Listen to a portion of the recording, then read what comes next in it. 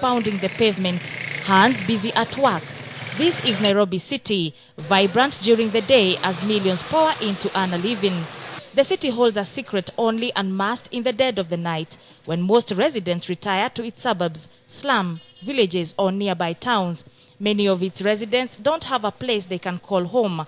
The poorest of the poor live and sleep in alleyways or on the streets. A lucky few with a little money make other arrangements. We set out on a fact-finding mission to establish where the homeless hide out by night.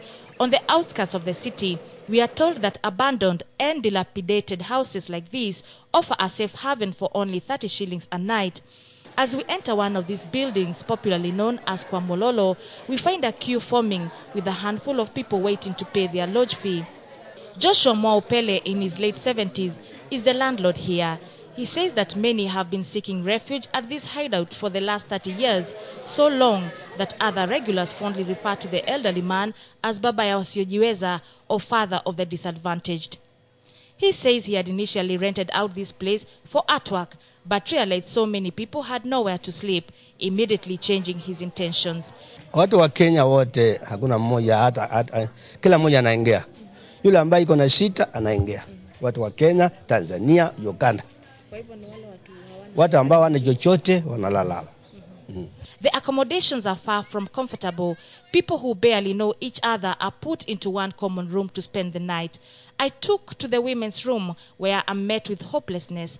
These are women who cannot afford to pay rent and opt to pay for accommodation per night. This is Wamboi Dirango. Over the last year, she's been forced to sell her body in order to make ends meet. Najitafutiaga riski. Na sina pesa, sina makao isipokuwa ni hapa. Na hata hivyo hata dakika hii sina kitu, hata sina tandururu. Na sijalipa. Sasa nilikuwa mimi niende nijitafutie riski yangu ili nipate mapato ya chakula na ya nyumba. Na isitoshe mimi ni mgonjwa. Niko na TB. Na sasa hiyo TB bado natibiwa. Sasa natembea tu kishida. Juu sina nyuma wala mbele. Her story is similar to the women she shares this room with, women who she has learned to live with. She has put up in this place for close to 1 year now, and she says that she doesn't see herself moving out of here because with 30 shillings in her pocket, she's always assured of a safe place she can rest her head.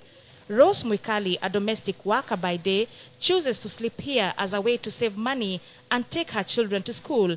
Every fortnight, she travels back home in Ukambani to see her children.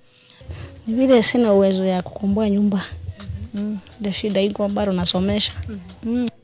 The women sleep in one area where you find hawkers, house girls, and even weavers. Some live here with their children, others alone.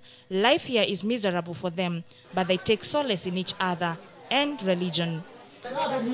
On the other side is where the men put up, the room dirty and unkept.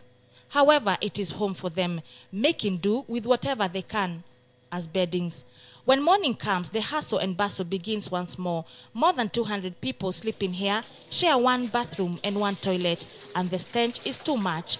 Men, women, children all line up to get their turn to relieve themselves, and the broom busy at work to clean up the remnants of last night's garbage from those who slept here. When they walk out of here and blend into the world again, no one can guess or even suspect where they slept last night, and still they don't even know where they will end. In the meantime, the men leave the room they slept in being transformed into an eatery, a place to eat breakfast for those who can afford.